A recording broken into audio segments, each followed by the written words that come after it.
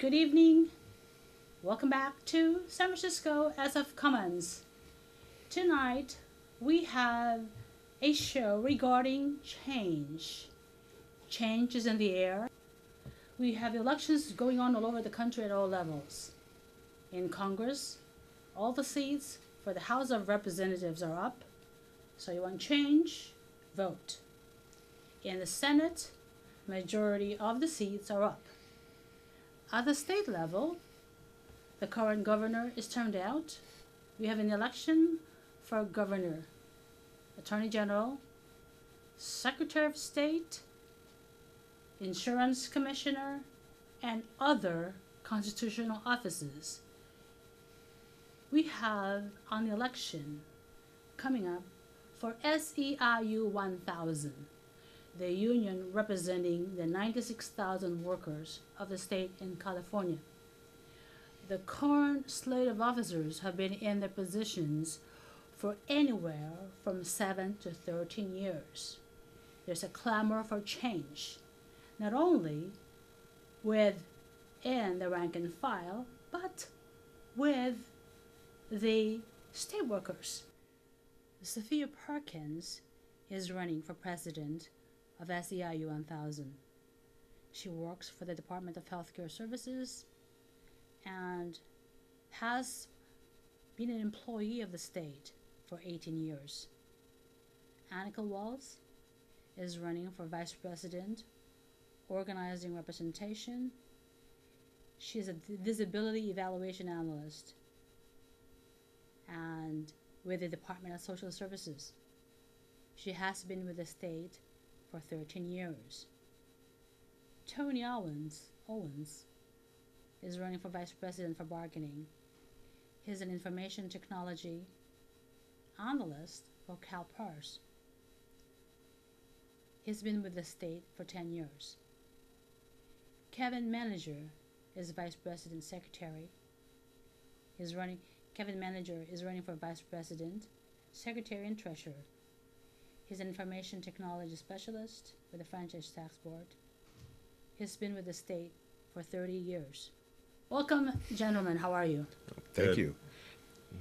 What do you hear from the state workers that drives you to say, enough is enough, we need a change, and we need it now?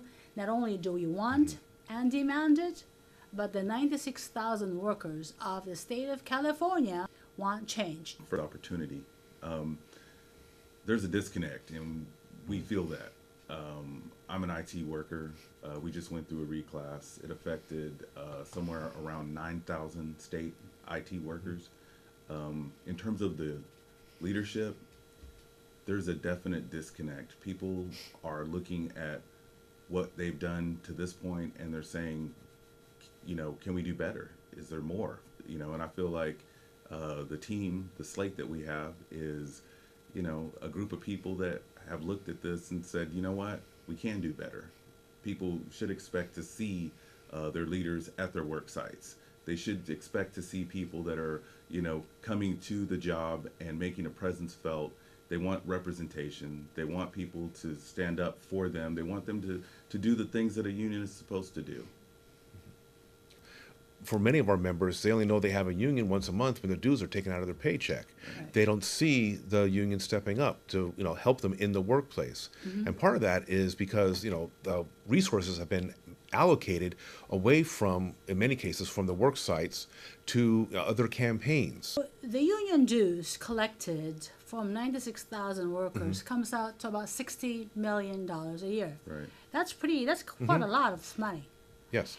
And then the current slate of leadership have voted to give themselves, in addition to their salaries, $143,000 worth of stipends. Right. The fact that, not only did if they didn't agree with it, that was a problem, but I think it was how it was done. This wasn't something that the members had a chance to voice their opinion on. It wasn't put out, but we're supposed to be a member-led organization. And to actually make the purchase of a building, to acquire a $12 million mortgage with, no sort of input or feedback. Should we be doing this? The Supreme Court case is pending, the Janus decision. It fundamentally will change the way the union is able to function.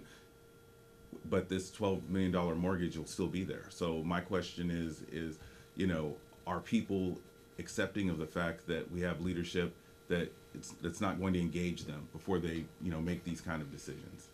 The new governor has to be with, well, it should be on the side of the workers. There's a process by which workers have to go through the grievance process, and ultimately they always lose.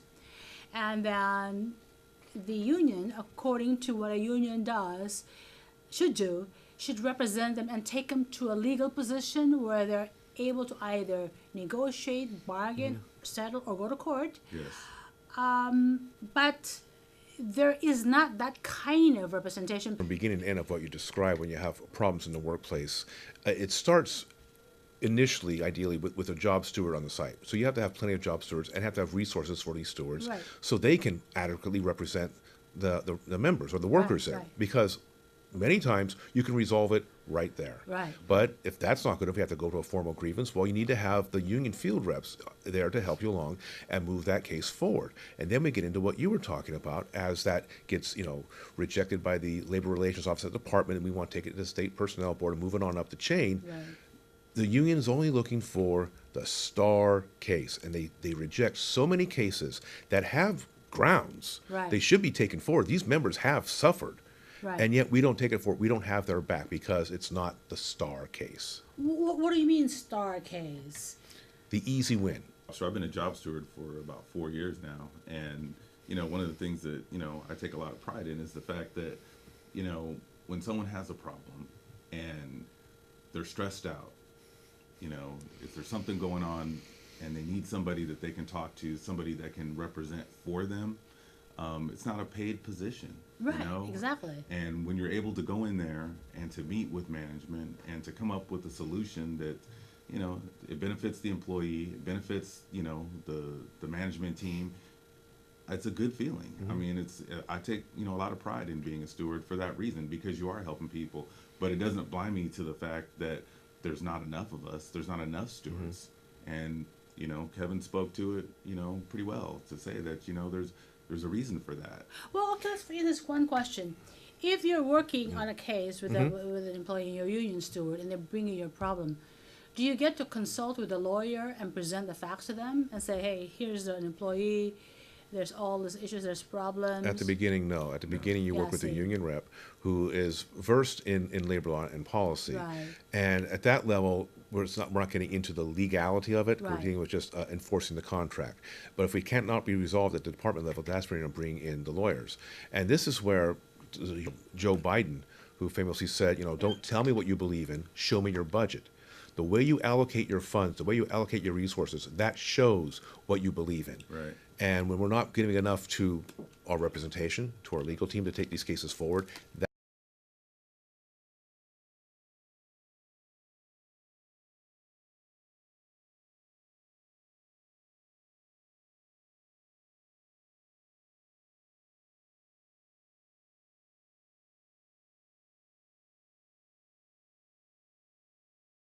Have the resources.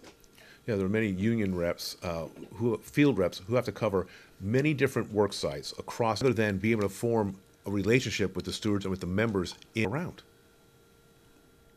Well, to engage people to become stewards, workers have to feel like they can actually make a difference.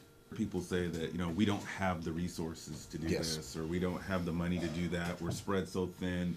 One person has this many, you know, cases, or, you know, that's the frustrating part for me, because where's the money going then? There's their colleagues, they understand. And for them to walk away, it's, you know, it's tough. But I understand it. It's like, because they want to be supported. Right, exactly.